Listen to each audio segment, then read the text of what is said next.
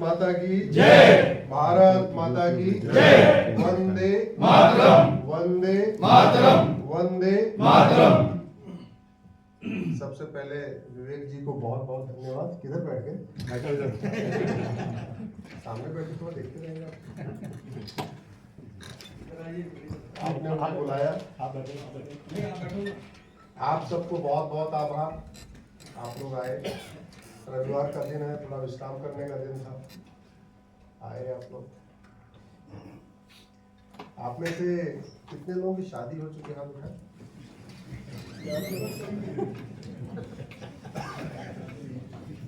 जिन लोगों की शादी हुई है उसमें से कितने लोग जोड़े से आए? हाथ उठाए।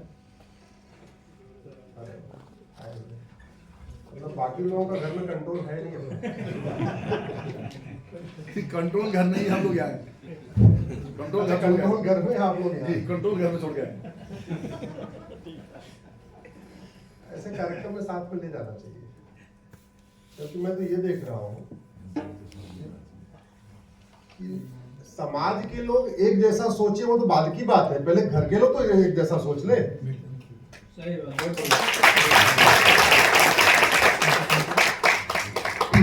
पिता पुत्र एक जैसा नहीं सोच रहे। क्यों? क्योंकि पिता कुछ और सुनते हैं, कुछ और पढ़ते हैं, कुछ और देखते हैं, और पुत्र कुछ और सुनता है, कुछ और देखता है, कुछ और। तो जब तक पिता पुत्र एक साथ बैठ के ऐसे कार्यक्रम एक बार नहीं आएंगे, एक चीज को दोनों एक साथ नहीं सुनेंगे, तो एक प्लेटफॉर्म पे कैसे आएंगे? इसलिए आवश्यक है कि सपरिवार आए। इस कार्यक्रम में अगर आपका आगमन सपरिवार होता तो शायद सब आ जाते। उसमें सूचना आपके अकेले आने की थी, इसलिए सूचना ये मिली कि अकेले ही आना है सबको। और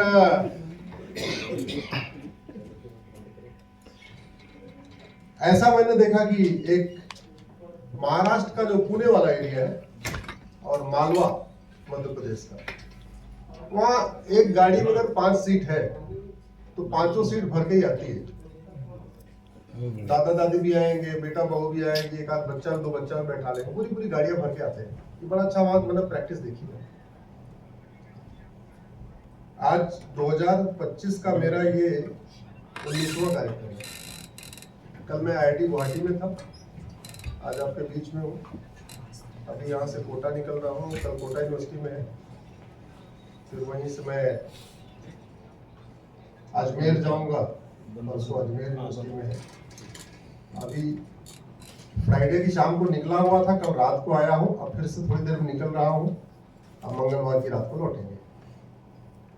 ये सतत यात्रा हो गई है। जिस दिन हमारी PIL होती है उस दिन मैं सुप्रीम कोर्ट में रहता हूँ, नहीं तो मैं बाहर रहता हूँ। पिछले साल 2024 में 122 जिलों में जाना हुआ था। एक रविवार अपने घर में थे क्योंकि उस दिन भैया दूज थी। 2023 में 115 जिलों में जाना हुआ था। एक रविवार अपने घर में थे क्योंकि उस दिन दीपावली थी। 2022 में 90 जिलों में जाना हुआ था। 2 रविवार अपने घर में थे क्योंकि एक रविवार को होली थी, एक रविवार को दीपावली थी। ऐसा क्यों कर रहा हूं? ये बताने के पीछे उद्देश्य नहीं था कि मैं कितना घूमता रहता हूं। इसके बताने के पीछे कुछ और उद्देश्य। उद्देश्य यह है कि अभी बीमारियों का पता चला है, और बीमारी का पता चलने पे बीमारी ठीक नहीं होती। अभी बीमारियों की चर्चा हो रही है, और बीमारी की चर्चा करने से बीमारी ठीक नहीं होती। बीमारी ठीक होती है दवाई देने से। और अगर बीमारी ठीक ना हो रही हो तो क्या करना चाहिए? दवाई को बदल देना चाहिए। क्योंकि अगर आप वही दवाई कंटिन्यू करेंगे तो फिर तो मौत निश्चित है। और दवाई कंटिन्यू रही और बीमारी ठीक नहीं हो रही तो ये भी निश्चित है कि बीमारी लगातार बढ़ेगी। आपको बुखार है, आप गलत दवा ले रहे हैं तो बुखार हो, टाइफाइड हो जाएगा, निमोनिया हो जाएगा, ठीक नहीं होगा। कैंसर पहले स्टेज में, अगर आपने दवा दे दिया तो ठीक होगा, नहीं तो फिर दूसरे तीसरे चौथे स्टेज में जाएगा। अभी हमारे जितने न्यूज़पेपर्स हैं उनमें क्या छपता है? जोर से बताइए जरा। बीमारी, समस्या छपती है ना। भारत में लगभग 2000 अखबार छपते हैं। किसी एक अखबार में बताइए जहां समस्या लिखी हुई हो, फिर उसके नीचे उसका मूल कारण सही समाधान लिखा। पत्रकार तो इस समय समस्याओं की जननी हो गए हैं। लगातार ऐसे बीच में जी, आप पत्रकार हैं, मैं समझ रहा हूँ, लेकिन थोड़ा सा लगभग 200 न्यूज चैनल है। शाम को किस पे चर्चा हो रही है, समस्या पे या समाधान पे? 1000 से ज्यादा यूट्यूबर है, क्या बता रहे हो, समस्या या समाधान? और समस्याएं ऐसा नहीं कि वंस इन ईयर आ रही है या वंस इन मंथ आ रही है, टोटली आ रही है, सेम रिपीट हो रही है। मैं आपको आज की एक घटना बताता हूं। आज के अखबार के फ्रंट पेज की खबर है। मथुरा में दलित परिवार की 2 बेटियों को पीटा गया है। आप सबने पढ़ा होगा अगर जो अखबार पढ़ के आए हो, आज के अखबार जी। ये क्या भारत में पहली बार हुआ क्या? नहीं, हर महीने ऐसी खबरें छपती रहती है। और कुछ खबरें छपती है, बाकी तो छपती भी नहीं है। 2 सगी बहनों की शादी हो रही है, वो मेकअप करके आ रही हैं, उनकी गाड़ी को 2 दबंग ओवरटेक करते हैं और ओवरटेक करने के बाद फूफा के साथ वो दोनों बहनें गई थी मेकअप, कहीं ब्यूटी पार्लर गई होंगी, उनको पीटते हैं। और हिम्मत देखिए, हिम्मत कि वो फिर पीछा करके बारात तक आते और लड़की के माँ बाप को भी पीटते। उसके बाद बारात आ चुकी होती है, दूल्हे और दूल्हे के पिता को भी पीटते। इधर दोनों सगी बहनें थी, दूल्हा भी सगा भाई था, तो एक ही घर से बारात आई हुई थी। और पीटने के बाद अंत में मान सम्मान बेइज्जती जो भी कहिए, बारात वापस चली जाती। इसमें केवल शारीरिक चोट नहीं हुई, हमारी समरसता को तार तार कर दिया गया। क्यों? वो पीटने वाले यादव परिवार के लोग। पहली बात, इस एक यादव ने पीट दिया इसका मतलब सारे यादव दबंग होते हैं, ये दिमाग में नहीं रखना चाहिए। और या एक परिवार को पीट दिया तो इसका मतलब सारे दलित ऐसे पीड़ित होते, ऐसा भी नहीं रखना चाहिए। लेकिन पीटा, अब उसका राजनीतिक पार्टियां फायदा उठाएंगी, खूब उठाएंगी, जम उठाएंगी, इलेक्शन उठाएंगी, प्रधान के चुनाव उठाएंगे, हर जगह उठाएंगे। सवाल यह है कि स्वतंत्रता के 75 साल के बाद यह घटना हुई क्यों? और ऐसे भी नहीं कह सकते यूपी सरकार में हुआ है जहां बुलडोजर चलता है, तो हुई क्यों? समस्या का जो सबसे बड़ा कारण होता है भारत में खासतौर पे 80% समस्याओं का मूल कारण है न शिक्षा में संस्कार है, न कानून का खौफ है। कानून का खौफ शासक बदलने से नहीं होता, कानून का खौफ कानून बदलने से होता है। जैसे दुबई में कोई भी सुल्तान बने, कोई भी राजा बने, कोई फर्क नहीं पड़ता, वहां कानून का खौफ रहेगा। सिंगापुर का कोई प्रधानमंत्री हो जाए, ऐसी घटना वहां नहीं होगी। जापान में कोई प्रधानमंत्री हो जाए, ऐसी घटना जो भारत में हुई है वहां नहीं होगी। लेकिन भारत में आए दिन होती रहती। और इतनी बार घटनाएं हो गई, कभी ऐसे विषय पे तू मैं आरोप प्रत्यारोप, नूरा कुश्ती, बतौलीबाजी करने के अलावा कभी गंभीरता के साथ एक कोई कमीशन बैठाया गया, एक इंटेलेक्चुअल्स की बड़ी मीटिंग बुलाई गई, कभी इसके रूट काज पे चर्चा हुई, कभी इसके परमानेंट सोल्यूशन पे चर्चा हुई क्या? नहीं।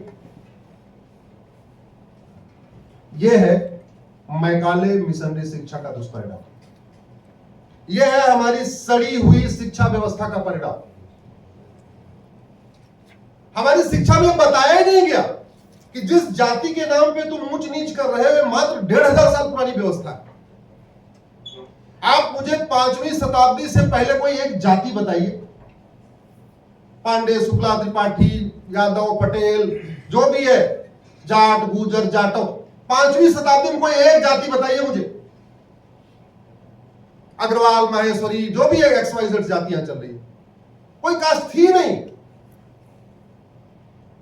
कास्ट सिस्टम क्रिश्चियनिटी के बाद आया, लेकिन हमारी किताब में कहीं लिखा है कि कास्ट सिस्टम कब शुरू हुआ? नहीं। हमारी आदि व्यवस्था क्या थी, कहीं लिखा हुआ है क्या? नहीं। हमारे यहाँ जो 4 वर्ण थे वो कैसे रोटेट करते थे, कितने फ्लेक्सिबल थे, कैसे ब्राह्मण का लड़का क्षत्रिय कहलाता था, क्षत्रिय का लड़का वैश्य कहलाता था, वैश्य का लड़का ब्राह्मण कहलाता था। इसके कुछ एग्जांपल दिए क्या? नहीं। जब नहीं दिए तो ऊंच नीच वाला खौफ बना हुआ है। इसलिए मैं कहता हूं अगर सबसे पहले देश को बदलना है, इस सड़ी हुई मैकाले मिशनरी एजुकेशन सिस्टम को बदलना पड़ेगा। अंग्रेजों ने एक भी काम भारत को और भारत की संस्कृति को मजबूत करने के लिए नहीं किया था। दिमाग से निकाल दीजिए कि अंग्रेजों ने कोई एक काम अच्छे मन से, सच्चे मन से, अच्छी नीति के साथ, अच्छी नियति के साथ किया। उन्होंने जो काम किया भारत को बर्बाद करने के लिए किया। 1857 में मंगल पांडे का विद्रोह हुआ, 1858 में ला कमीशन बना दिया। अब क्या करना है? 1860 में आईपीसी आ गई। अब और कैसे पीटना है? 1861 में पुलिस एक्ट बन गया। अब इनको जेल में कैसे डालना है? 1872 में एविडेंस एक्ट आ गया। और कैसे करना है? यहाँ लैंड जिहाद कैसे करना है? 1894 में लैंड एक्विजिशन एक्ट आ गया। यहाँ की जमीनों को चर्च मिशनरीज को कैसे देना है? लैंड एक्विजिशन एक्ट बना के पूरे देश में सिविल लाइन बना दिया। और जहां सिविल लाइन है वहां की 50% जमीन पे आपके कप्तान के ऑफिस, कलेक्टर का ऑफिस बने, बाकी सारी जमीन पे चर्च को उठा के दे दिया। तो जो काम मुगलों ने तलवार के दम पे किया, वो काम अंग्रेजों ने कानून बना बना के किया। जो काम अंग्रेजों ने कानून बना के किया, वही काम कांग्रेस ने कानून बना बना के किया। अब हम मुगलों को कोसते हैं, लेकिन मुगलों का नामो निशान नहीं मिटाते। हम अंग्रेजों को कोसते हैं, अंग्रेजों का नियम कानून नहीं बदलते। और हम कांग्रेस को कोसते रहते हैं, कांग्रेस का नियम कानून नहीं बदलते। याद रखिए, बीमारी तब ठीक होगी जब दवाई बदले। डॉक्टर बदलने से बीमारी ठीक नहीं होती है। इसका समाधान यह है सबसे पहले कि भारत में, जैसे प्राचीन भारत में था हमारा one nation one education system था, वो व्यवस्था फिर से लागू किया जाए। हमारे देश में कृष्ण और सुदामा एक साथ पढ़ते थे। दशरथ जी और सुमन एक साथ पढ़े हैं। एक क्षत्रिय परिवार का राजकुमार और एक गरीब नाविक का लड़का सुमन, लेकिन एक साथ पढ़े, गुरुकुल में पढ़े। आज हवलदार का लड़का और डीआईजी का लड़का एक स्कूल में पढ़ता है क्या? क्लर्क का लड़का और कमिश्नर का लड़का एक साथ पढ़ सकता है क्या? अरे हमारे देश में मजदूर और मालिक के बच्चे एक साथ पढ़ते थे, राजा और रंग के बच्चे एक साथ पढ़ते थे। ये जो विभाजनकारी सीबीएसई बोर्ड चल रहा है, जिसको अंग्रेजों ने 1929 में बनाया था, वो आज तक कंटिन्यू चल रहा है। उसके बाद आईसीएसई बोर्ड और उसमें और जोड़ दिया, वो आज तक चल रहा है। हमने one nation one education board बनाया नहीं, हमने वन नेशन वन सिलेबस लागू नहीं किया, हमने वन नेशन वन करिकुलम लागू नहीं किया। हमने हमारे देश में रानी लक्ष्मीबाई और चिन्नप्पा जैसी 500 महान वीरांगना हमारी माताएं हैं, उनको पढ़ाया नहीं। 500 से ज्यादा ऋषि महर्षि हैं जो वैज्ञानिक है, कोई फिजिशियन है, कोई उसमें केमिस्ट है, कोई कुछ है, कोई कुछ है, हमने पढ़ाया नहीं। हमने पढ़ाया नहीं। ये जाति व्यवस्था मात्र 1500 साल पुरानी हमारी तो है ही नहीं। ये तो हमारी एक्चुअल व्यवस्था तो गोत्र व्यवस्था है। और गोत्र व्यवस्था का फायदा क्या है? जो गोत्र कश्मीर वालों का होता है, वही गोत्र कन्याकुमारी वालों का होता है, वही असम के लोगों का होता है, वही गुजरात के लोगों का होता है। तो गोत्र व्यवस्था क्षेत्रवाद खत्म कर देती है। जो गोत्र हिंदू का होता है, वही जैन का होता है, वही बौद्ध का होता है, वही सिख का होता है। तो गोत्र व्यवस्था पंथवाद खत्म कर देती है। और जो गोत्र ब्राह्मण का होता है, वही क्षत्रिय का होता है, वही वैश्य का होता है, वही दलित का होता है। इसलिए गोत्र व्यवस्था जातिवाद खत्म कर देती है। तो हम अंग्रेजों की मजबूत की हुई कास्ट सिस्टम को लेकर बैठे हुए हैं। हमारा जो प्राचीन वैदिक गोत्र सिस्टम था, हम उसको दूर करके बैठे हुए, तो रोज झगड़ा होता रहेगा, ऊंच नीच का चलता रहेगा। पहला कारण ये शिक्षा में, दूसरा कानून का खौफ। पता है वो गरीब है, मुकदमा हो भी जाएगा, उसकी तरफ से गवाह कौन आएगा? गवाह आएगा, गवाह को भी पीट देंगे। जब लड़की को पीट सकते हैं तो गवाही देगा कौन? कोई गवाह आएगा, उसको भी रास्ते में पीट देंगे। 30-40 साल मुकदमा चलेगा, गवाह बेचारा कोई चला जाएगा रिक्शा चलाने, कोई चला गया कुछ और काम करने, सोचेगा कौन कौन बार बार जाके वहां गवाही देगा, तो वो छूट जाएगा, बरी हो जाएगा। वो क्यों चल रहा है? क्योंकि पुरानी वाली हमारी साक्ष्य व्यवस्था, टेक्नोलॉजी का यूज नहीं हो रहा है। जस्टिस विद इन लागू हमने नहीं किया। 1861 का पुलिस एक्ट आज भी चल रहा है। न्यायिक व्यवस्था अंग्रेजों वाली है, पुलिस व्यवस्था अंग्रेजों वाली है, प्रशासनिक व्यवस्था अंग्रेजों वाली है। सिस्टम वही पुराना है। शायद यही नतीजा है कि आए दिन इस तरीके की घटनाएं होती रहती हैं। अष्टांग योग हम पढ़ाते नहीं, वेद उपनिषद हम पढ़ाते नहीं अपने स्कूलों में, भगवत गीता पढ़ाते नहीं, रामायण का उत्तरकांड सब नर करें परस्पर प्रीति चले सुधर्म नीति, अल्प मृत्यु नहीं कौनो पीरा सब सुंदर सब गुरु शरीर हम पढ़ा नहीं रहे, भगवत गीता पढ़ा नहीं रहे। जहां भगवान कृष्ण कह रहे हैं जाति वाति कुछ होती नहीं है, चार वर्ण होते हैं, आपस में घूमते रहते हैं, ऊपर नीचे रोटेशन होता रहता है। हमारे देश में ऐसे हजारों एग्जाम्पल है। बच्चा पैदा हुआ क्षत्रिय घर में, बाद में कहलाया ब्राह्मण, बच्चा पैदा हुआ ब्राह्मण घर में, बाद में कहलाया शूद्र, बच्चा पैदा हुआ शूद्र घर में, बाद में कहलाया वैश्य। एक नहीं, हजार एग्जाम्पल। हमने स्कूल में कहीं पढ़ाया क्या? नहीं। हम अगर पढ़ा देते तो ये ऊंच नीच की भावना ही खत्म हो जाती। हमने धार्मिक शिक्षा दिया ही नहीं। धार्मिक शिक्षा इसलिए नहीं दे रहे। अच्छा, भारत का संविधान का आर्टिकल 28 ये कहता है कि रिलीजियस इंस्ट्रक्शन नहीं देना है। अब सबसे बड़ी समस्या ये हो चुकी, वो जजेस भी जो इस संविधान की व्याख्या करते हैं वो भी सीबीएसई बोर्ड से पढ़ के निकले, आईसीएसई बोर्ड से पढ़ के निकले, उनको धर्म और रिलीजन का अंतर ही नहीं पता। तो आर्टिकल 28 में जो लिखा है रिलीजियस इंस्ट्रक्शन नहीं देना, उनको लगता है अच्छा वेद उपनिषद भी नहीं पढ़ा सकते, उनको धार्मिक ग्रंथ और रिलीजियस बुक में डिफरेंस नहीं पता। क्यों नहीं पता? हमने आज तक धर्म और रिलीजन को डिफाइन ही नहीं किया। मेरी अलग से पीआईएल चल रही धर्म और रिलीजन के ऊपर, जिसमें मैंने धर्म और रिलीजन के बीच में 20 अंतर बताया है। मोटा मोटा अंतर यह है कि धर्म जोड़ता है, मजहब तोड़ता है। धर्म जोड़ता है और रिलीजन तोड़ता है, ये मेन डिफरेंस है।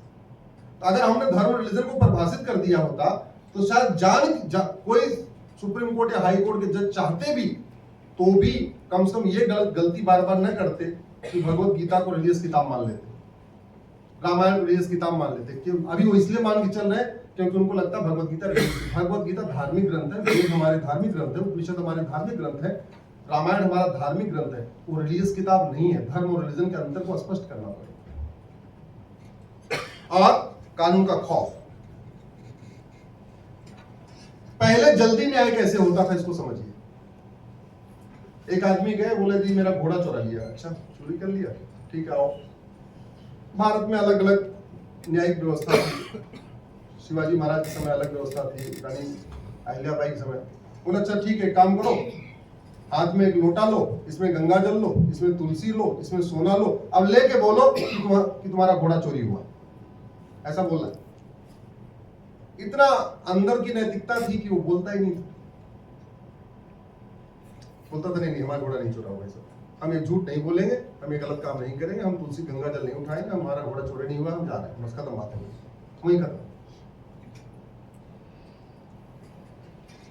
विकास जैसे शरीर का जितना आवश्यक है भौतिक विकास, उतना ही आवश्यक है मानसिक विकास, उतना ही आवश्यक है नैतिक विकास, उतना ही आवश्यक है चारित्रिक विकास, और उतना ही आवश्यक है आध्यात्मिक विकास, स्पिरिचुअल डेवलपमेंट, इथिकल डेवलपमेंट।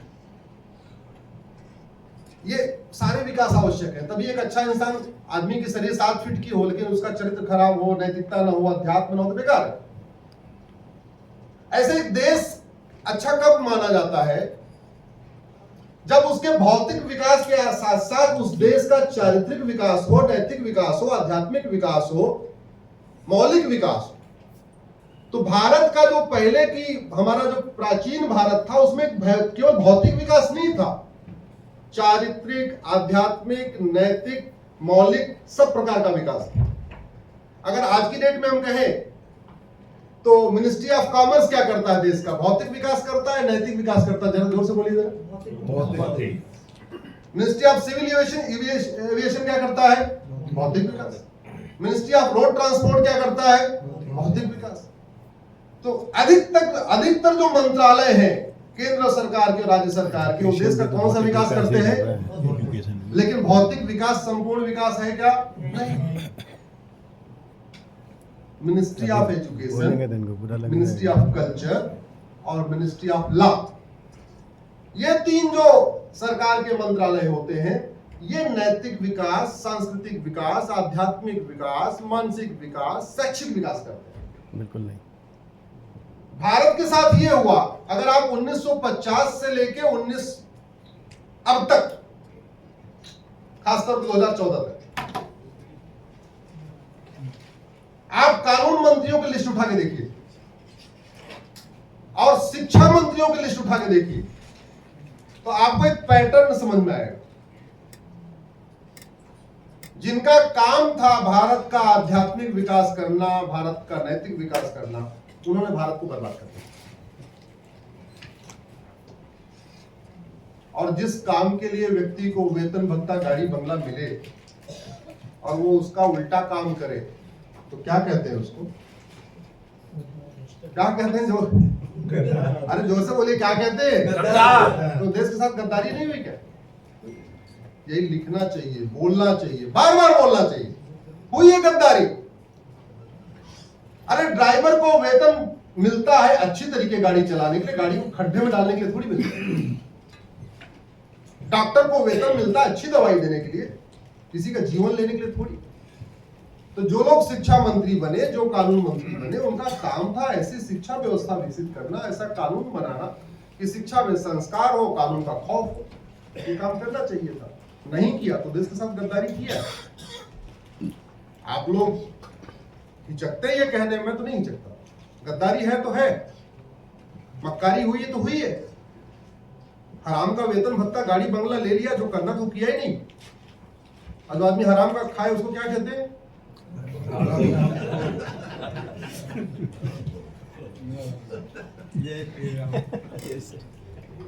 उसको जय श्री राम कहाँ कहते हैं प्रभु? मेरा मानना है कि इस तरीके की घटनाएं रोकनी चाहिए। रोकने का एक ही तरीका है, भारत में वन नेशन वन एजुकेशन हो, वन नेशन वन सिलेबस हो, वन नेशन वन करिकुलम हो। भारत का संविधान भी कहता है सबको इक्वल अपॉर्चुनिटी मिलनी चाहिए। इक्वल अपॉर्चुनिटी तभी मिलेगी जब कॉमन सिलेबस, कॉमन करिकुलम होगा। दुनिया के बड़े बड़े देशों में व्यवस्था है, दुनिया के छोटे छोटे देशों में व्यवस्था है। चाइना का क्षेत्रफल हमसे 3 गुना बड़ा है, वहां पे भी यूनिफॉर्म एजुकेशन सिस्टम है।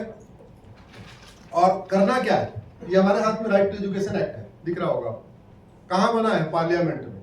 इसमें एक शब्द जोड़ दिया जाए, इक्वल, तो ये क्या बन जाएगा? Right to equal education. अब ये राइट टू एजुकेशन है, क्या हो जाएगा? Right to equal education. करना क्या है?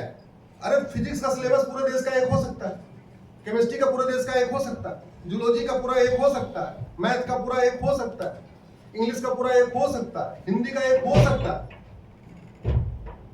एक 2-3 सब्जेक्ट होते हैं जिनको आपको स्टेट को देना। भाई ठीक है, हर स्टेट वाला अपनी लोकल ज्योग्राफी पढ़ा ले, लोकल हिस्ट्री पढ़ा ले, लोकल वहां के महापुरुषों के बारे में पढ़ा ले। अदरवाइज तो सारे सिलेबस कॉमन हो सकता है। भारत में जो केंद्रीय विद्यालय चलते हैं उसमें अलग अलग सिलेबस थोड़ी होता है, पूरे देश का सिलेबस एक ही होता है। भारत में जो नवोदय स्कूल चलता है, पूरे देश का सिलेबस एक ही होता है। लेकिन आवाज उठाइए। अब मेरे आवाज उठाने से नहीं उठेगी, शिक्षकों की आवाज उठाने से उठेगी, गुरुओं की आवाज उठाने से उठेगी। जो हमारे विद्वान है, हमारे गुरुजन है, आप जैसे गुरुजन जब इस पर आवाज उठाएंगे तब बात बनेगी। और ये मदरसा मिशनरी स्कूल सिस्टम हमने बंद नहीं किया। मैं आपको कह रहा हूं, भारत बर्बाद हो जाएगा और बर्बाद हो रहा है। भौतिक विकास हो रहा है, न चारित्रिक विकास हो रहा है, न आध्यात्मिक विकास हो रहा है, न मानसिक विकास हो रहा है। करोड़पति पिता वृद्धाश्रम में जा रहे हैं। करोड़पति लोग पिता पुत्र के साथ बैठ के भोजन नहीं कर पा रहे। डाइवोर्स के केसेस बढ़ते चले जा रहे हैं, अराजकता बढ़ रही है। उसका सबसे बड़ा कारण है हम अपनी वैदिक व्यवस्था को नहीं लागू कर रहे हैं। कम से कम प्राइमरी में या सेकेंडरी तक तो ये व्यवस्था हो सकती है, इसको करना जरूरी है। जब हम बात करते हैं वन नेशन एक देश एक विधान की, तो जैसा हमारे गुरुजन ने बताया, सबको लगता है यूनिफॉर्म सिविल कोड की बात है। ऐसा नहीं।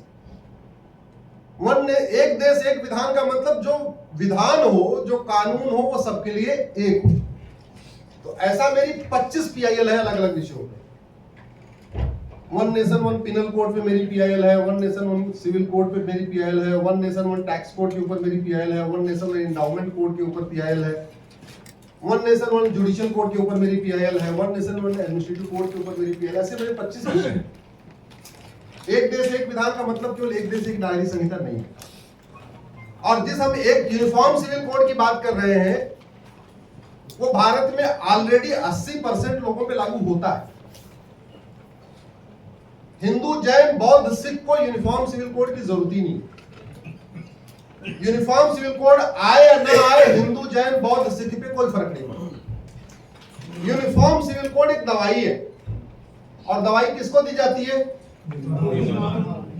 अब जो बीमार नहीं है वो कह रहा दवाई दो, ये बीमारों को दवाई दो, और जो बीमार कह रहा हम दवाई नहीं खाएंगे। मतलब गजब खेल चल रहा है इस देश में। 80% लोगों को यूनिफॉर्म सिविल कोड आए या ना आए कोई फर्क नहीं पड़ता। क्यों? क्योंकि बाकी जो कानून थे वो संविधान लागू होने से पहले बने, बिना चर्चा के बने, बिना प्रॉपर डिबेट के बने, तो उसमें भेदभाव है। जैसे 1872 में क्रिश्चियन मैरिज एक्ट बना, तो उसमें महिला और पुरुष के अधिकारों में बहुत भेदभाव। लेकिन क्रिश्चियन कहीं सड़क पे उतर के बोल रहे हैं क्या कि हमारा ये खत्म करो, यूसीसी लाओ। जोर से बोलिए जरा। नहीं। 1936 में पारसी मैरिज एक्ट बना, वो भी बिना किसी डिस्कशन के बना। उसमें भी बेटे और बेटी के अधिकार में बहुत भेदभाव है, माता और पिता के अधिकार में बहुत भेदभाव है, पति और पत्नी में बहुत भेदभाव है। पारसी सड़क पे उतर के बोल रहे हैं क्या हमारा भाई हमारी समस्या ठीक करो, हमारी कुरीति खत्म करो, हमारी कुप्रथा खत्म करो। जोर से बोलिए। 1937 में बना शरीयत एक्ट,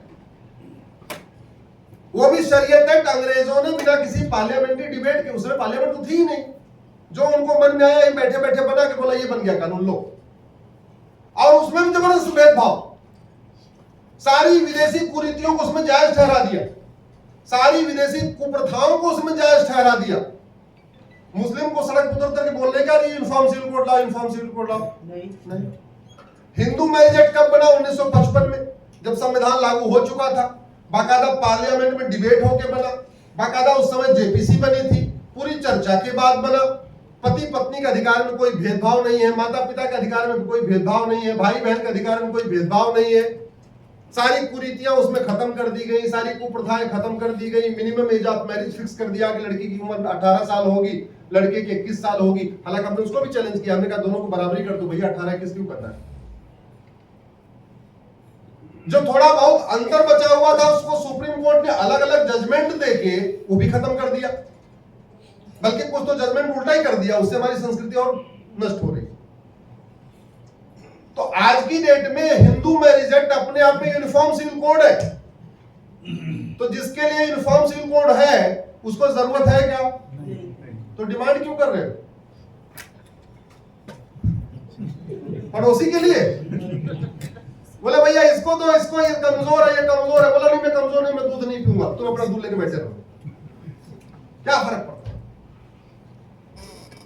मेरा मानना है यूनिफॉर्म सिविल कोड आना चाहिए, लेकिन उससे 1000 गुना ज्यादा इंपॉर्टेंट है यूनिफॉर्म एजुकेशन आना चाहिए। भारत की संस्कृति को जो बर्बाद कर रहे हैं वो मिशनरी स्कूल कर रहे हैं।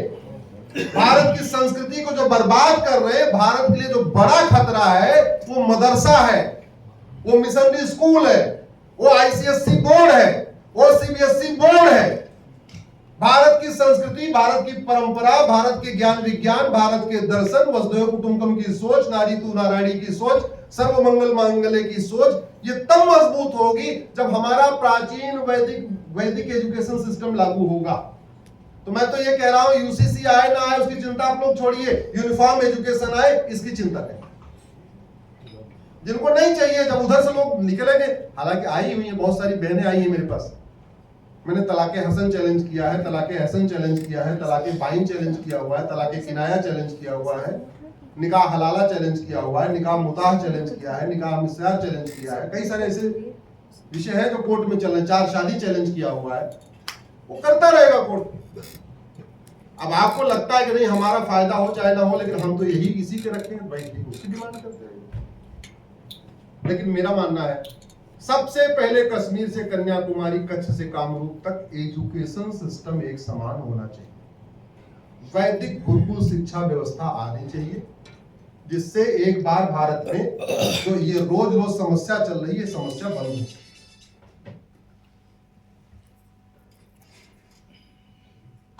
छावा मूवी कितने लोगों ने देखा? देखने लायक है, अच्छी मूवी है। हमने देखा नहीं अभी, लेकिन जैसा सुने हैं बहुत अच्छी मूवी है। हम भी सोच रहे हैं इस बार शिवरात्रि के दिन छुट्टी है, 26 तारीख को हम भी देखेंगे। छावा मतलब शेर का बच्चा। छत्रपति शिवाजी महाराज संभाजी महाराज को नाम नहीं लेते थे संभाजी, क्या बोलते थे? छावा, शेर का बच्चा। थे भी वो शेर के बच्चे के तरीके, लड़े भी। बचपन में उनकी ट्रेनिंग भी शेरों के साथ कराई गई थी, उनकी प्रैक्टिस भी कराई गई थी, ऐसे उनके बहुत सारे हुए भी थे। उनको तड़पाया किस लिए गया था? जोर से बोलिए जरा। इस्लाम कबूल करते तो तड़पाते क्या? नहीं किया इसलिए तड़पाया। धर्मांतरण का विरोध किया इसलिए तड़पाया। जिस धर्मांतरण को रोकने के लिए संभाजी महाराज ने असंख्य यातनाएं झेली, फिल्म देख लेंगे तो आपको क्लियर हो जाएगा क्या क्या उन्होंने यातना झेली। एकदम ठीक बात है, 40 दिन तड़पा के मारा था। पहले उनके नाखून उखाड़े गए, फिर उनकी उंगलियां काटी गईं, फिर उनके स्किन निकाले गए। सच्चाई है। जीभ भी निकाली, जीभ काटी, फिर जीभ काटी गई, उनकी आंख निकाली गई। ऐसा किया, उनको 40वें दिन मारा था। पर डे एक कोई उनका एक उंगली काटते थे, पूछते थे, फिर अगले दिन फिर एक उंगली काटते थे, फिर पूछते थे कन्वर्ट हो गए क्या? जिस धर्मांतरण को रोकने के लिए गुरु तेग बहादुर जी का गला काटा गया। शीशगंज गुरुद्वारे गए क्या? हाथ उठाइए, ईमानदारी से कितने लोग देख के? जरूर जाइए, पर मत्था टेकिए, परिवार के साथ जाइए, बच्चों को मत्था टेकवाइए। वहां पता तो चले हमारे पूर्वजों ने धर्मांतरण रोकने के लिए क्या क्या किया। कभी महाराष्ट्र जाइए तो नांदेड़ जाइए, और नांदेड़ में जाके वो तलवार देखिए, गुरु गोविंद सिंह की नहीं, जो माता गुजरी ने चलाई थी तलवार। जो माता गुजरी की तलवार देखिए, क्या जबरदस्त तलवार, इतनी ऊंची तलवार। मतलब आज की डेट में ऐसे लगता है उस जेंट्स भी वैसी तलवार नहीं चला पाएंगे जो माता गुजरी ने चलाई।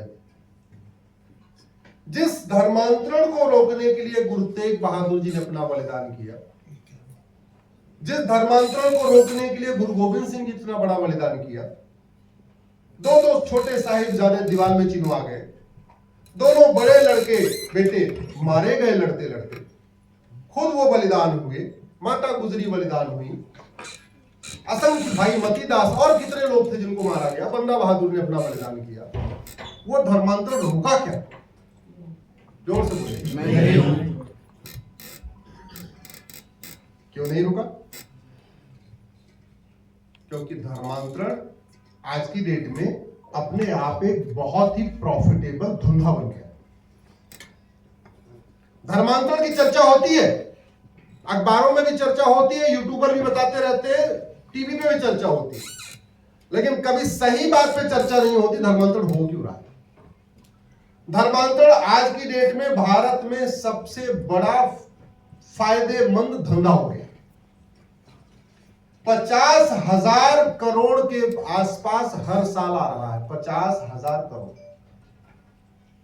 हवाला के जरिए भी आ रहा है, एफसीआरए के जरिए भी आ रहा है। आदमी अगर ड्राइवर की नौकरी करेगा तो 20-25 हजार रुपए उसको तनख्वाह मिलेगी। इंजीनियर बन जाएगा तो 1 लाख रुपए महीने में कमा लेगा। डॉक्टर बन जाएगा तो 2 लाख रुपए कमा लेगा। एमबीए कर लेगा, 1-1.5 लाख कमा लेगा। धर्मांतरण कराने पे, एक व्यक्ति को कन्वर्ट करने पे, एक फैमिली कन्वर्ट करने पे 1 लाख रुपए मिलता है। और अगर जैन, अग्रवाल, माहेश्वरी, मारवाड़ी को कन्वर्ट कर दिया तो 10 लाख रुपए मिलता है। ब्राह्मण को कन्वर्ट कर दिया तो 10 लाख मिलता है। ऐसे लड़कियों की अलग बोली है। जैन, अग्रवाल, माहेश्वरी, मारवाड़ी समाज की बेटी है 10 लाख रुपए मिलेगा। ब्राह्मण की बेटी है, क्षत्रिय की बेटी 10 लाख मिलेगा। गरीबों की है, दलितों की है, पिछड़ों की है तो 2 लाख, 3 लाख, 5 लाख मिलता है। जब तक ये पैसा नहीं बंद होगा तब तक धर्मांतरण बंद रहेगा। और ये फंडिंग चले, इसके लिए कांग्रेस ने 2010 में कानून बनाया था, उसका नाम है एफसीआरए। कांग्रेस इस मामले में बड़ी एक्सपर्ट है। कानून इतना प्यारा बनाती है, नाम जैसा होता है गुण एकदम उसके खिलाफ होता है, काम एकदम ठीक उल्टा। जैसे नाम बनाया पूजा स्थल कानून, नाम से ऐसे लग रहा है कि पूजा स्थल के भले के लिए बनाया, और काम क्या है उसका, रोकने। कि बाबर हुमायूं तुगलक गजनी गोरी ने जो मंदिर तोड़ा था अब उसको वापस नहीं ले सकते, नाम पूजा स्थल। कानून का नाम क्या है 2010 में, FCR, foreign contribution regulation act. नाम से ऐसे लगता है जो बाहर की फंडिंग आ रही है उसको कंट्रोल करने के लिए बनाया, नहीं, बाहर की फंडिंग और तेजी से हो, आराम से हो, लीगली होती रहे, उसके लिए बनाया उसको। मिशनरियों की फंडिंग FCRA से हो रही है, नक्सलियों की फंडिंग FCRA से हो रही है, घुसपैठियों की फंडिंग FCRA से हो रही है, मणिपुर के आतंकवादियों की फंडिंग FCRA से हो रही है, कुकी आतंकवादियों की फंडिंग FCRA से हो रही है, देश विरोधी यूट्यूबर की फंडिंग FCRA से हो रही है, देश विरोधी नेताओं की फंडिंग FCRA से हो रही है, गद्दारों की फंडिंग FCRA से होती है, जासूसी की फंडिंग FCRA से होती है, और विदेशी बैंकें इसमें शामिल है। बहुत सारी विदेशी बैंकें हैं जिनकी ब्रांचेस भारत में है, वो भी फंडिंग करवा रही है। मेरी एक PIL है, आप गूगल करिएगा, यूनिफॉर्म बैंकिंग कोड, कोर्ट में चल रही है, इसमें RBI सबको नोटिस हुआ है। 50,000 करोड़ के आसपास बाहर की फंडिंग आ रही है, लेकिन जब वो विदेशी बैंकें पैसा ट्रांसफर करती हैं तो लिखना चाहिए IMT, international money transfer. IMT लिखने की बजाय RTGS NEFT लिख देती है, तो जो RBI का सॉफ्टवेयर उसको पकड़ ही नहीं पाता। भाई पूरी जो मॉनिटरिंग है वो सॉफ्टवेयर से होती है, सॉफ्टवेयर कोड देखता है, RTGS है इसका मतलब डोमेस्टिक ट्रांजैक्शन हो रहा है, NEFT है डोमेस्टिक ट्रांजैक्शन हो रहा है, IMT है तब सोचेगा अच्छा अच्छा बाहर की फंडिंग आ रही है, बाहर की फंडिंग को डोमेस्टिक फंडिंग कर रही है, बड़े आराम से यहाँ का काला धन बाहर भेज रही है और बाहर से फंडिंग यहाँ करवा रही है। विश्वास नहीं है तो यहाँ पे पालिका बाजार में चले जाओ, दिल्ली में 1 करोड़ लेके जाओ, 20 लाख रुपए कमीशन रखेगा, 80 लाख रुपए जिस देश में चाहिए वहां ट्रांसफर हो जाएगा। ये कड़वी सच्चाई, क्योंकि डॉक्टर बदलने से बीमारी ठीक, जोर से बोलिए, डॉक्टर बदलने से बीमारी ठीक नहीं होगी। क्या करना पड़ेगा? कांग्रेस को कोसने से राजनीतिक लाभ मिलेगा, लेकिन देश को कोई लाभ नहीं होगा, समाज को कोई लाभ नहीं होगा, सनातन को कोई लाभ नहीं होगा। सनातन को, हिंदू को, देश को लाभ तब होगा जब कांग्रेस के बनाए गए कानूनों को रद्द किया जाएगा। इतने खतरनाक कानून है कि बदलाव से भी काम नहीं चलेगा, आपको एक बार उसको खत्म करना पड़ेगा, फिर नया अपना बनाना पड़ेगा, और कोई तरीका नहीं। वो फंडिंग आ रही है, आए जा रही, इसलिए फंडिंग चल रही है। भाई आपको अगर समझिए, गैस का चूल्हा तब तक जलेगा जब तक सिलेंडर से गैस आ रही है। चूल्हा बंद करना है तो रेगुलेटर को क्या करना पड़ेगा? पाइप आप रोक दीजिए, गैस बंद कर दीजिए, चूल्हा बंद हो जाएगा। तो भारत में जो धर्मांतरण का चूल्हा जल रहा है, इसको रोकने के लिए क्या करना पड़ेगा? सिलेंडर हटाना पड़ेगा। बहुत बढ़िया, क्या बात है। वो जो विदेशी सिलेंडर आ रहा है वो हटाना पड़ेगा। ये हो गया FCRA का। दूसरी फंडिंग हो रही है हवाला की। अब हवाला के लाभार्थी हमारे भारत के लोग भी रहते हैं, बहुत सारे कारोबार करने वाले हवाला का लाभ ले रहे हैं, तो भाई ले लो, या तो इस लाभ को छोड़ दो और बोलो जी हवाला कुछ करो, और लाभ लेने के चक्कर में अगर करोगे तो 20-25 साल के बाद और लाभ ले लो, 20-25 साल तक। उसके बाद आडवाणी जी की तरीके अपना मकान दुकान खेत खलिहान छोड़ के यहां से निकल जाना, मनमोहन सिंह जी के तरीके अपना धंधा व्यापार छोड़ के भागना, इंद्र कुमार गुजराल के तरीके अपना घर मकान खेत खलिहान छोड़ के भागना।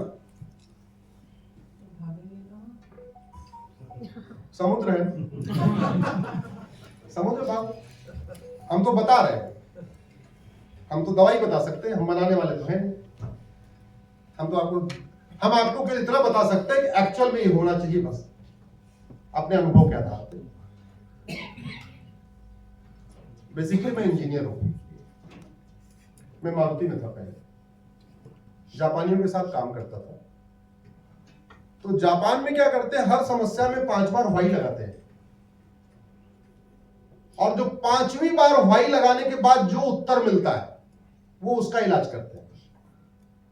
जैसे सड़क टूटी तो लगाएंगे व्हाई, तो मटेरियल खराब था, तो मटेरियल खराब था, क्यों, व्हाई? बोले जी कमीशन ज्यादा हो गया।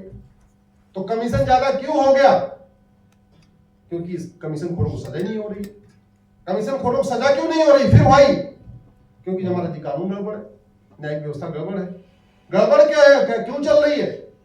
अब वो जी संसद में ठीक होगा, ठीक है जी कानून बनाओ, जुडिशियल रिफॉर्म करो, पुलिस रिफॉर्म करो, ये रिफॉर्म करो, तो भ्रष्टाचार खत्म करो, सड़क टूटना बंद हो जाएगा। वहां ये अप्रोच रखते, वहां ये अप्रोच। हमारे यहाँ क्या है, अच्छा करप्शन हो गया, जांच कमेटी बैठा दो, टूट गया, अच्छा ठीक है मैं रिपेयर कर दो, ठीक पट्टी मार दो। ये जो धर्मांतरण हो रहा है ना, ये तब तक नहीं खत्म होगा जब तक हम विदेशी फंडिंग नहीं बंद करेंगे, हवाला की फंडिंग नहीं बंद करेंगे। हवाला का बड़ा सीधा नेक्सस होता है, जितनी बड़ी नोट उतना ज्यादा हवाला, जितना बड़ा नोट उतना ज्यादा काला धन, जितना बड़ा करेंसी साइज जितनी बड़ी होगी हवाला काला धन उतना ज्यादा होगा। करेंसी साइज जितनी छोटी होगी हवाला कारोबार उतना कम होगा, ब्लैक मनी उतना कम होगा। बहुत सीधा रिलेशन है, पूरी दुनिया में उठा के देख लीजिए। साइज करेंसी जहां जहां बढ़ती जा रही है वहां अराजकता बढ़ती जा रही है, और जहां ज्यादा हवाला होगा काला धन वहां उतनी अराजकता भी होगी। जहां छोटी रहेगी वहां कम होगा। तो सबसे पहले हवाला खिलाफ कठोर कानून बनाना पड़ेगा। धर्मांतरण का एक बहुत बड़ा कारण चल रहा है, एक कम्युनिटी को तो खाड़ी देशों से पैसा आ रहा है, दूसरे को एफसीआरए से पश्चिम देशों से आ रहा है। अंग्रेजों ने एक और भी बढ़िया काम किया। 1894 में कानून बना था लैंड एक्विजिशन एक्ट, और पूरे देश में उन्होंने सिविल लाइन बनाई। आपने सिविल लाइन, जैसे दिल्ली की सिविल लाइन है, ऐसे आपको देश में अलग अलग सिविल लाइन मिलेगी। ये सिविल लाइन बनाई थी अंग्रेजों ने 1894 में कानून बनाया। क्या बहाना क्या किया था कि हमको जो पुलिस लाइन बनाना है तो जमीन एक्वायर करना है, कलेक्टर का ऑफिस बनाना है तो जमीन एक्वायर करना है। तो करते क्या थे, जहां 10 एकड़ जमीन चाहिए होती थी कलेक्टर का ऑफिस, कप्तान का ऑफिस बनाने के लिए, वहां 100 एकड़ एक्वायर कर लेते थे। 10 एकड़ पे कलेक्टर का ऑफिस, कप्तान का ऑफिस बना दिया, बाकी जमीन को उठाकर चर्च को दे देते थे। इसलिए पूरे भारत में आपको जहां सिविल लाइन मिलेगी वहां आधी जमीन का मालिक चर्च है। आप कानपुर की सिविल लाइन ले लीजिए, दिल्ली की सिविल लाइन ले लीजिए, इलाहाबाद की सिविल लाइन ले लीजिए, पटना की, पूरे देश में सिविल लाइन जाओ उठा के देख लीजिए। दिया कितने था? 99 साल की लीज पे, 99 साल की लीज पूरी हो चुकी है। अब वो उनको ये लगता है कि कल को कोई सरकार डिसीजन ले ले, भाई लीज पूरी हो गई, ये काम करो, जमीन खाली करो। अब वो सिविल लाइन में प्लॉटिंग कर रहे हैं, और सिविल लाइन की 1 मिनट 20 मिनट पांच मिल ट्राई उस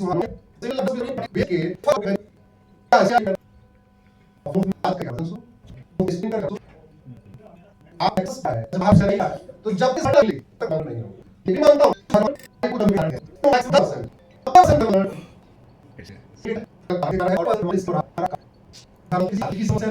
पूरे देश इतना बढ़ गया, कभी चर्चा हुई आप किसी ने मैं आपके इस घंटी के साथ 100% हम नींद पे करना पड़ेगा। हम ये धर्मांतरण हमारी राष्ट्रीय खराई ने धर्मांतरण एक व्यक्ति करता है, पूरा गैंग होता है, नेक्सस होता है, मिलजुल के करते हैं। ऑर्गेनाइज क्राइम है कि नहीं? धर्मांतरण अपने आप में एक इनडायरेक्ट वॉर है कि नहीं? धर्मांतरण से बड़ा कोई देशद्रोह है क्या? कि भारत के लोगों को विदेशी पंथ में कन्वर्ट कर देना, जो भारतीयों का दुश्मन हो जाए। अल्टीमेटली भारत की जो समस्याएं हैं वो खड़ा कौन कर रहा है? कौन खड़ा कर रहा है? कन्वर्टेड हिंदू। इस शब्द को उपयोग करिए। कौन कर रहा है? जिन्ना कौन था? जोर से बोलिए, कौन था जिन्ना? अफजल गुरु, यासीन मलिक, बुरहान वानी। तो यानी राहुल गांधी वो तो क्रिप्टो है, कन्वर्ट क्रिप्टो हिंदू है, उसको कन्वर्ट। नाम हो जाता है पुराना। जो राष्ट्र की सुरक्षा के लिए खतरा होता है उससे निपटने के लिए हमारे पास एक कानून है, उसका नाम है नेशनल सिक्योरिटी एक्ट। ये आपने कभी सुना धर्मांतरण कराने वालों पे एनसी लगाया जा रहा? जो देश की एकता अखंडता के लिए खतरा होता है उससे निपटने के लिए हमारे पास कानून है, उसको कहते हैं यूएपीए। आपने कभी सुना कि धर्मांतरण कराने वालों को यूएपीए लग रहा है?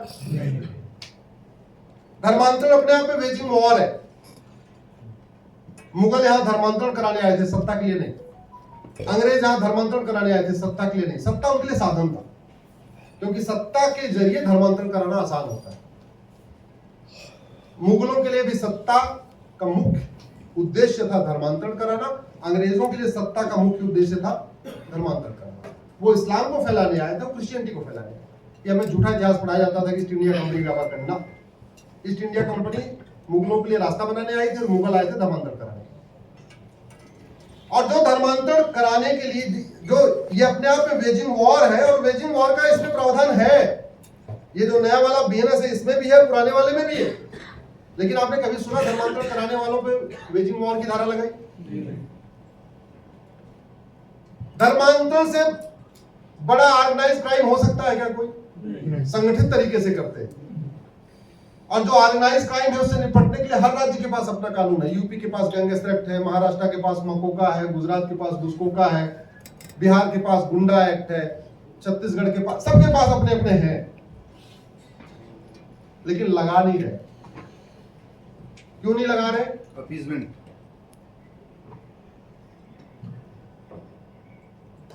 भगवान जाने क्यों नहीं लगना चाहिए कि नहीं? तो लगना चाहिए, तो ये तभी लगेगा जब ये आवाज संसद में उठेगी। और संसद में तब उठेगी जब आप सांसद को पकड़ेंगे, सांसद को बोलेंगे भाई साहब ये आवाज उठाओ। और मेरा ये मानना है जो अपराध पूरे देश में हो उसके लिए इसी में एक चैप्टर होना चाहिए। इस बीएनएस में ऑफेंस रिलेटेड टू रिलीजन तो है, लेकिन ऑफेंस रिलेटेड टू कन्वर्जन नहीं। एक चैप्टर जोड़ दिया जाए ऑफेंस रिलेटेड टू कन्वर्जन। इसी में लिख दिया जाए कि धर्मांतरण कराने वाले और उनके मददगारों पे एनसी लगेगा, यूएपीए लगेगा, वेजिंग वॉर लगेगा, देशद्रोह लगेगा, गैंगस्टर लगेगा। जिस दिन धर्मांतरण कराने वाले और उनके मददगारों पे, याद रखिएगा मददगारों में पहले कार्रवाई होनी चाहिए। जिस दिन धर्मांतरण कराने वाले और उनके मददगारों की 5 धारा लगना शुरू हो गई, एनसी, यूएपीए, वेजिंग वॉर, देशद्रोह, गैंगस्टर। जिस दिन धर्मांतरण कराने वाले और उनके मददगारों की प्रॉपर्टी जब्त करना शुरू कर दिया, उनकी नागरिकता खत्म करना शुरू कर दिया, उनको आजीवन कारावास डालना शुरू कर दिया, 100% मैं कह रहा हूं धर्मांतरण।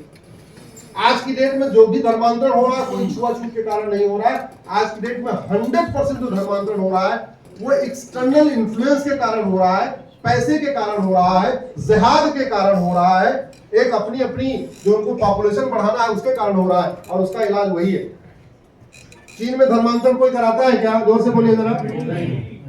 क्यों? चीन के शासक ज्यादा अच्छे हैं क्या? कानून। अंतर डॉक्टर का नहीं यार, वैसे भी आप याद रखिएगा बीमारी डॉक्टर ठीक नहीं करता, ये बहुत बड़ी गलतफहमी है। दवा बीमारी कौन ठीक करता है? शरीर में डॉक्टर नहीं घुसता, शरीर में इंजेक्शन जाता है, दवाई जाती है, सिरप जाता है, कैप्सूल जाता है, उसको ठीक करना पड़ेगा। नहीं तो डॉक्टर बदलते रहेंगे, बीमारी नहीं ठीक होगी। और इस संसद में उठाने का फायदा मैं आपको बताऊं, मैं पिछले 10 वर्षों से पूरे देश में घूम घूम के कह रहा था कि संसद के पुराने चित्रों को वापस लाओ, वो संविधान के चित्रों को वापस लाओ। इस पे मेरे कम से कम 50 तो मेरे स्पीच है कि संविधान के चित्रों को वापस लाओ। क्यों लाना जरूरी है? मैंने एक पिटीशन भी पहले फाइल किया था। अगर संविधान के चित्र रहे होते तो कभी इतना संविधान का मिस इंटरप्रिटेशन नहीं होता। संविधान के चित्र रहे होते तो कभी इसमें सेकुलर शब्द जोड़ा ही नहीं जा सकता था। अगर संविधान के चित्र रहे होते तो सुप्रीम कोर्ट और हाई कोर्ट जज अपनी मनमानी नहीं कर पाते संविधान की व्याख्या करने में, क्योंकि चित्र अपने आप में एक वैसा अंग्रेजी में कहावत है ए पिक्चर इज वर्थ 1000 वर्ड्स, ऐसा कहावत है। हर चैप्टर के पहले उसमें चित्र बना हुआ है। पार्ट 2 सिटीजनशिप में गुरुकुल बना हुआ है, उद्देश्य क्या था, पूरे देश में शिक्षा व्यवस्था गुरुकुल की लगी होगी। पार्ट 3 में क्या था, राम लक्ष्मण सीता राम दरबार बना हुआ है। पार्ट 4 में कृष्ण अर्जुन को उपदेश दे रहे हैं। पार्ट 5 में अपना भगवान महावीर जी हैं। पार्ट 6 में भगवान गौतम बुद्ध हैं। पार्ट 7 में सम्राट अशोक हैं। पार्ट 9 में राजा विक्रमादित्य बैठे हुए हैं। पार्ट 16 में छत्रपति शिवाजी महाराज और गुरु गोविंद सिंह। बड़े अच्छे चित्र बने हुए और बड़े मीनिंगफुल चित्र बने, उन चित्रों का एक कनेक्शन है उसके साथ। जैसे पार्ट 16 में छत्रपति शिवाजी महाराज और गुरु गोविंद सिंह की फोटो डाली हुई है। उसका उद्देश्य ये है कि पार्ट 16 जो है इलेक्शन से रिलेटेड है। सारी पॉलिटिकल पार्टियों का रजिस्ट्रेशन पार्ट 16 से होता है और हम लोगों को जो वोटिंग का अधिकार मिला वही पार्ट 16 से मिला हुआ है। उद्देश्य यह है कि सारी पॉलिटिकल पार्टियां छत्रपति शिवाजी महाराज और गुरु गोविंद सिंह के आदर्शों पे चले और जो पॉलिटिकल पार्टी सबसे ज्यादा उनके आदर्शों पे काम करे हम उसको वोट करें, ये उद्देश्य है। तो चित्र रहे होते तो बड़ा मिसयूज नहीं हो पाता। हम 10 वर्षों से बोलते रहे लेकिन नहीं हुआ। लकीली पिछले सप्ताह गोरखपुर के सांसद है राधा मोहन अग्रवाल जी। राधा मोहन अग्रवाल जी ने संसद में बात उठा दिया। उन्होंने कहा कि भाई जो ये संविधान चल रहा है आजकल छप रहा है ये नकली संविधान है, ये बंद होना चाहिए और वो वाला संविधान छपना चाहिए जिसमें 299 लोगों के सिग्नेचर है और 22 चित्र है। धनखड़ जी सुप्रीम कोर्ट के वकील लग चुके हैं। धनखड़ जी ने बोला बिल्कुल सही आप कह रहे हैं। सरकार को बोला हाँ भी ये जो सवाल उठाया है सांसद जी ने ये बिल्कुल सही बात है, आप बताओ ये नकली संविधान क्यों बिक रहा है मार्केट में। स्कूल में, कॉलेज में, यूनिवर्सिटी में, हाई कोर्ट में, सुप्रीम कोर्ट में, हर जगह डुप्लीकेट संविधान चल रहा है, असली वाला होना चाहिए। तुरंत उन्होंने व्यवस्था दे दिया और हो गया और वादा किया है कि अप्रैल के बाद सब असली वाला संविधान चलेगा।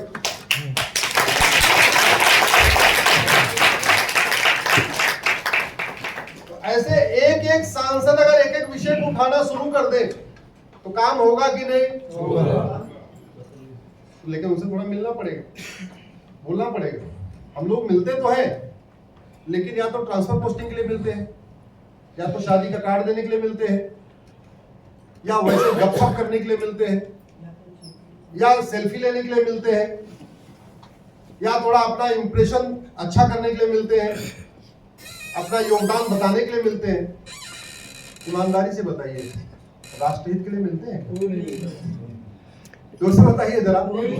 कभी ऐसे गए हो भाई साहब हम आपका चाय वाय पीने नहीं आए, बस हम ये काम कहने आए, बता दो ये काम आप करोगे नहीं करोगे? कई बार किया है।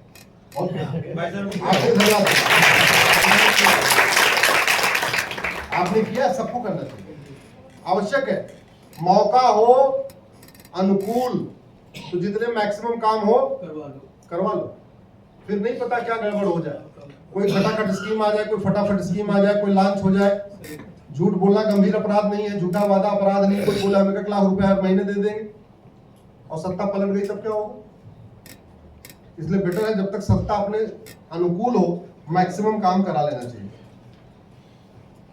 धर्मांतरण के साथ साथ एक विषय है घुसपैठ का। आपके एनसीआर की डेमोग्राफी बहुत तेजी के साथ बदल गई है। अभी कुछ दिन पहले आपके यहाँ सेक्टर 62-63 के पास पत्थरबाजी हुई थी, देखा था नहीं देखा था आपने? बांग्लादेशियों ने पूरी कॉलोनी में पत्थर फेंका था। सेक्टर 63 में हुआ कॉलोनी में। अभी लेटेस्ट आया है क्रॉसिंग रिपब्लिक पे, बाथरूम में जो कुक रखा था वो पेशाब मिला दिया करती थी।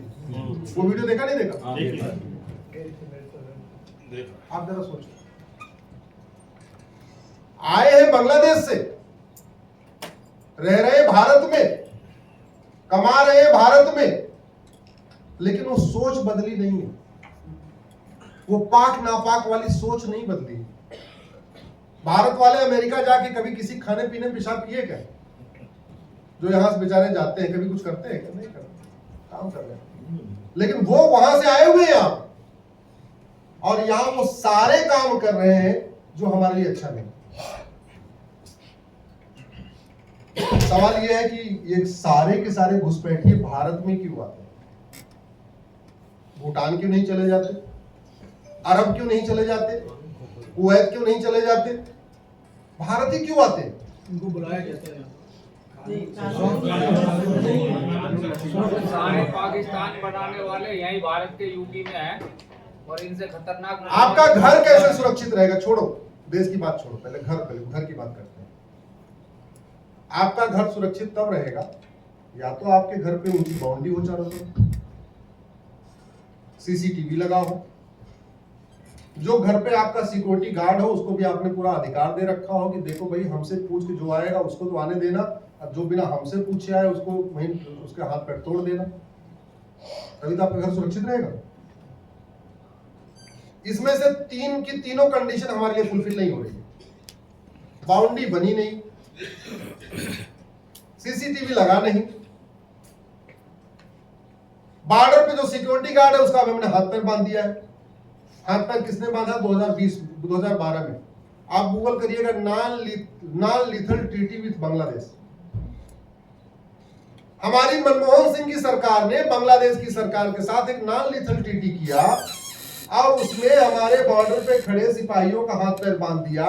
वो चाह के भी गोली नहीं चला सकते, वहां झुंड के झुंड आते रहते, वो हवाई फायरिंग कर सकते हैं, गैस छोड़ सकते हैं, लेकिन गोली नहीं चला सकते, उनको मार नहीं सकते। 4000 किलोमीटर का पूरा बॉर्डर है, खुला पड़ा हुआ है। अच्छा, अंदर अब अगर आपके पास बॉर्डर ना हो, सीसीटीवी ना हो, गेट पे सिक्योरिटी ना हो, तो कम से कम इतना तो खौफ होना चाहिए, इस घर में अगर घुसे और पकड़े अगर गए तो ये उल्टा टांग देंगे, या तो ये खौफ। अनफॉर्चुनेटली वो खौफ भी नहीं है, क्योंकि हमारा जो घुसपैठ नियंत्रण का कानून है 1946 का अंग्रेजों का है, अंग्रेजों ने बनाया था। क्या अंग्रेज चाहते थे कि भारत में घुसपैठ बंद हो गया? तो उन्होंने आईवास कर दिया, एक कानून बना के दे दिया, बोले ये पकड़ो। और आज तक 1946 वाले कानून पे संसद में कभी चर्चा हुई क्या? कभी किसी टीवी पे चर्चा हुई क्या? किसी अखबार में ऐसा लेख लिखा गया क्या? मैंने 2017 में पीएल फाइल किया था घुसपैठ के खिलाफ। उस समय मैंने राज्यवार आंकड़े दिए थे कि 5 करोड़ आ चुके हैं। अब तो इनकी संख्या लगभग 6 करोड़ हो चुकी है, उससे प्लस हो चुका हो। और ऐसा कोई लोकसभा क्षेत्र नहीं है जिसकी डेमोग्राफी नहीं बदली है पिछले 25 साल। ऐसी कोई विधानसभा नहीं है जिसकी डेमोग्राफी नहीं बदली है पिछले 25 साल। आप अपने लोकसभा की वर्तमान वोटर लिस्ट और 25 साल पुरानी वोटर लिस्ट देख लीजिए। अपने विधानसभा की वर्तमान वोटर लिस्ट, 25 साल पुरानी वोटर लिस्ट देख लीजिए। अपने वार्ड की वर्तमान वोटर लिस्ट, 25 साल पुरानी वोटर लिस्ट चेक कर लीजिए, फिर पता चलेगा आपके लोकसभा की डेमोग्राफी बदल रही है, आपके विधानसभा की भी बदल रही है और आपके वार्ड की भी बदल रही है। समाधान वही, सठे साठ्यम घुसपैठ राष्ट्र की सुरक्षा के लिए खतरा है। बस एक काम करिए, आज मैं बहुत छोटा सा मंत्र बता रहा हूं। एक जिले में 10-20 घुसपैठियों को पकड़िए।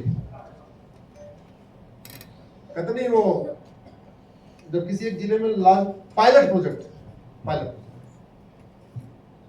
कर लीजिए किसी एक जिले में। करना सरकार को है, आप लोग थोड़ी करेंगे ना, हमें करना है, शासन को ही करना।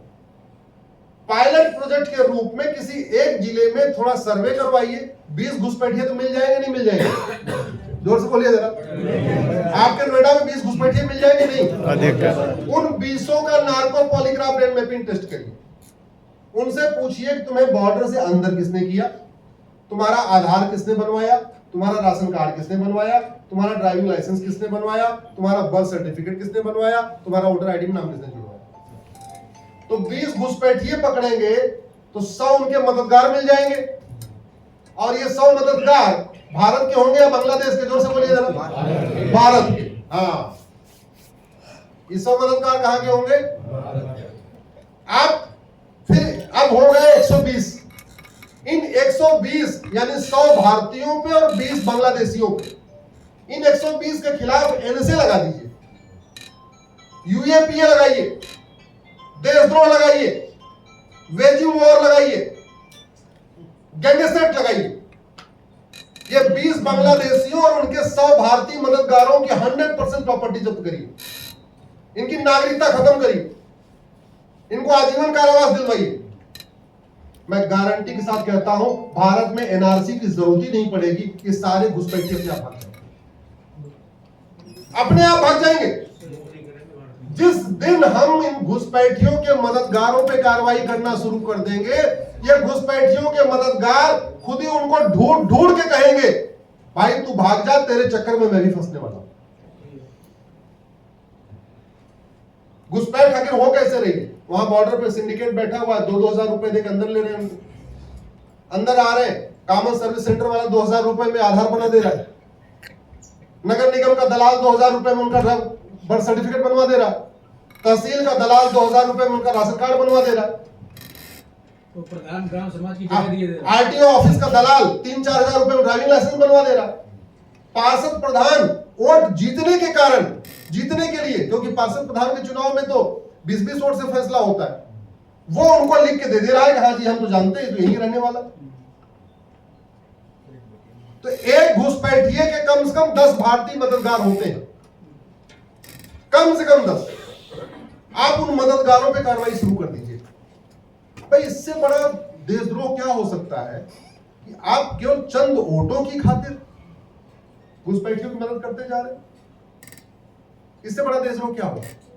अपने आप भाग जाएंगे। और अगर हमने भ्रष्टाचार के खिलाफ कठोर कानून नहीं बनाया और घुसपैठ के खिलाफ केंद्रीय स्तर पर कानून नहीं बनाया, एक इसमें ऑफेंस रिलेटिंग टू, चूंकि घुसपैठ राष्ट्रीय समस्या है, तो जो समस्या राष्ट्रीय है उसका राज्यों पे समाधान नहीं करना चाहिए, उसका राष्ट्रीय स्तर पे समाधान होना चाहिए। एक इसमें चैप्टर जोड़ दिया जाए ऑफेंस रिलेटिंग टू इन्फिल्ट्रेशन, एक चैप्टर जोड़ दिया जाए ऑफेंस रिलेटिंग टू कन्वर्जन। और जो लोग इन्फिल्ट्रेट कर रहे हैं उनको पकड़ के जेल में डालिए, देखिए समस्या का समाधान हो जाएगा। समस्या का हर समाधान है, कोई भी समस्या लाइलाज नहीं होती है, जरूरत होती है उसकी दवाई करने की। भारत की कोई भी समस्या लाइलाज नहीं है, भारत की कोई भी समस्या विश्वव्यापी नहीं है। दिक्कत यह है भारत में समस्याओं पे बात होती है, समस्या के समाधान पे। अगर भारत में कोई समस्या है और वो चीन में नहीं है, सिंगापुर में नहीं है, जापान में नहीं है, जर्मनी में नहीं है, तो हमें देखना चाहिए हमारी समस्या, यही समस्या हमारे यहाँ वहां क्यों नहीं है, दिक्कत कहां से, क्या है, डिफरेंस क्या है। और जो वहां नहीं है तो उनका फार्मूला हमें अडॉप्ट कर लेना चाहिए। ऐसे करते हैं कि नहीं करते? करते। दुर्भाग्य देखिए, हमारे नेता और नौकरशाह जब अपना घर बनाना होता है ना, तो कम से कम 5 आर्किटेक्ट से बात करते हैं। अपना घर बनाना होता है तो आस पड़ोस के 10 घर देख के आते हैं, और किसी एक घर की नकल भी नहीं करते। किसी एक घर के किचन की नकल करेंगे, एक घर से ड्राइंग रूम की नकल करेंगे, एक घर से बेडरूम की नकल करेंगे, एक घर से फ्रंट की नकल करेंगे, और कोशिश क्या करेंगे कि मेरा घर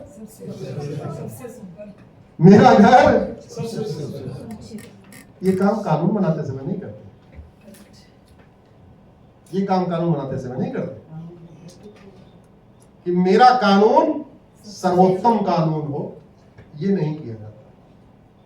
अब मैंने पहले कहा था, डॉक्टर बदलने से बीमारी ठीक नहीं होगी, बीमारी ठीक होगी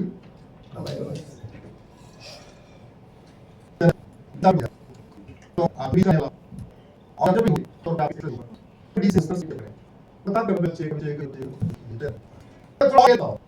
मैं कम कितना 100% लड़के दूं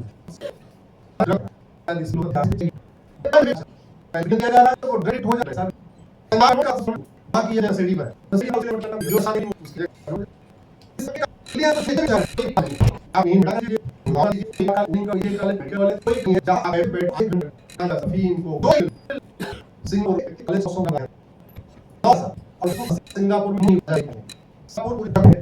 हमारी पूरी ड्रग में डूबती जा रही है। और ये नशा और अश्लीलता ये एक दूसरे के ना सप्लीमेंट है।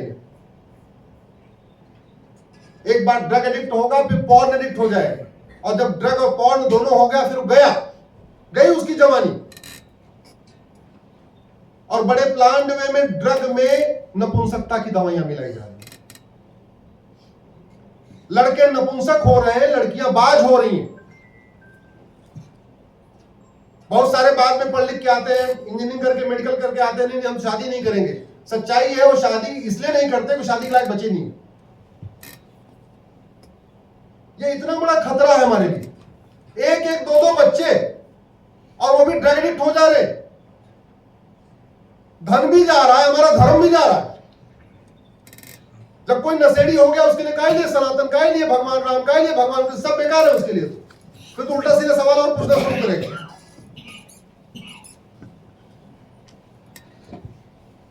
और आजकल तो बड़े प्लांट वे में जैन अग्रवाल माहेश्वरी समाज को टारगेट किया जा रहा है। क्यों? एक एक बच्चे होते हैं, 100-200 करोड़ की प्रॉपर्टी है, उसको अगर ड्रग एडिक्ट बनाया और कन्वर्ट कर लिया तो 100 करोड़ की प्रॉपर्टी मिल जाएगी। गरीब को कन्वर्ट करने में पैसा खर्च होगा, अमीर को कन्वर्ट कर दिया तो उल्टा मिलता है। अभी गाजियाबाद में हुआ था, कवि नगर में, निखिल जैन को कन्वर्ट किया है। आप उनसे ध्यान है कि नहीं? हाँ, लड़का था 11वीं का था, उसको किया। अभी इंदौर में किया, एक और जैन परिवार किया। बड़े प्लान है उनके, रडार पे है।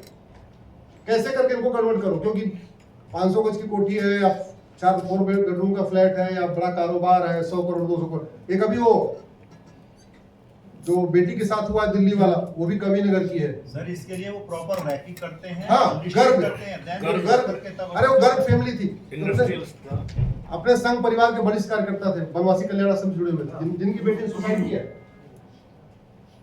आप सोचो क्या उसको फंसाया एमबीए के दौरान, पैसा भी उससे ले लिया, उसके पैसे से, लड़की बेटी के पैसे से फॉर्च्यूनर खरीद लिया, बेटी के पैसे से ऑडी खरीदवा लिया, और फिर मजबूर किया और सुसाइड भी कर ली। और बाद में पिता को भी। इतना बड़ा काम हो रहा है, ये रुक सकता है, 100% रुक सकता है। ये ड्रग कारोबार हमारे लिए जहर के समान, हमारी संस्कृति पे सीधे सीधे इनडायरेक्ट हमला है। लेकिन हमारे चूंकि कानून घटिया है, तारीख पे तारीख वाला सिस्टम है, गवाहों के बयान चाहिए, नार्को पॉलीग्राफ एमएपिन हमने बनाया नहीं है, इसलिए ड्रग कारोबार चल रहा है। जब तक ये नहीं रुकेगा समस्या बनी रहेगी। इतनी बात मुझे कहनी थी, मैंने अपनी बात कह दिया। मेरा आप लोगों से आग्रह है, सप्ताह में एक दिन का समय निकालिए, अपने अपने सांसद और विधायक से मिलिए, मिलकर उनको बोलिए भाई साहब, मैं पिछले कई वर्षों से देख रहा हूं आप संसद में कुछ बोलते नहीं है। मैंने कभी आपको देखा नहीं, मैं चाहता हूं आप संसद में थोड़े बोले, थोड़ा कानूनों की बात करें। इस संसद शायरी पढ़ने के लिए थोड़ी है, संसद कविता पाठ करने के लिए थोड़ी है। हॉस्पिटल शायरी करने के लिए होता है क्या? जोर से बोलिए जरा। हॉस्पिटल कविता पाठ करने के लिए होता है क्या? हॉस्पिटल इलाज करने के लिए होता है, और संसद हॉस्पिटल है। संसद सामाजिक बुराइयों, सामाजिक समस्याओं का इलाज करने का मुख्य केंद्र है। वहां कविता पाठ नहीं होना चाहिए, वहां तो एक एक समस्या पे, रूट काज पे चर्चा होनी चाहिए, परमानेंट सोल्यूशन पे चर्चा होनी चाहिए। तब भारत बचेगा, तब भारत की संस्कृति बचेगी।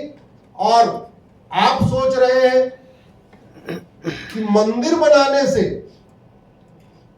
सनातन धर्म मजबूत होगा? हाँ होगा, लेकिन हमारे पूर्वजों ने अफगानिस्तान में बहुत मंदिर बनाए थे। गंधार नरेश ने दुनिया का सबसे बड़ा शिव मंदिर बनाया था उस जमाने में। न अब वो अफगानिस्तान हो गया है, न मंदिर बचा कोई, न गुरुद्वारा बचा, और न कोई हिंदू जैन बौद्ध सिख बचा। बौद्ध स्तूप, दुनिया की सबसे बड़ी बुद्ध की मूर्ति कहां थी? अफगानिस्तान में। न कोई बौद्ध बचा और न कोई बुद्ध की मूर्ति बची। दुनिया का सबसे बड़ा उस जमाने का भगवान विष्णु का मंदिर कहां था? पेशावर में। न वो मंदिर बचा, न हिंदू बचे। दुनिया का 100 साल पहले सबसे बड़ा जैन मंदिर कहां था? मुल्तान में। 2000 साल पहले सबसे बड़ा जो जैन मंदिर बना मुल्तान में बना। यहां से गया था मकराना का मार्बल वहां मंदिर बनने के लिए। उस जैन मंदिर में, पार्श्वनाथ जी के मंदिर में अब नमाज पढ़ी जाती है। मठ मंदिर बनाने से सनातन धर्म बचता, अफगानिस्तान हमेशा हिंदू राष्ट्र।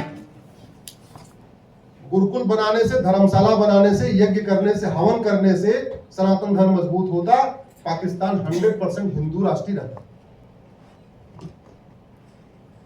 हम जो काम कर रहे हैं वो हम धर्म की जय कर रहे हैं, और धर्म की जय करने से अधर्म का नाश नहीं होता। याद रखिएगा, अधर्म का नाश करने से धर्म की जय होती है, धर्म की जय करने से अधर्म का नाश नहीं होता।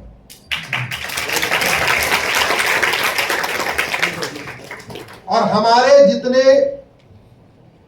चाहे भगवान परशुराम ने जन्म लिया, चाहे कृष्ण ने जन्म लिया या राम ने जन्म लिया, वो धर्म की जय करने के लिए जन्म नहीं लिए थे। क्या करने के लिए लिए थे?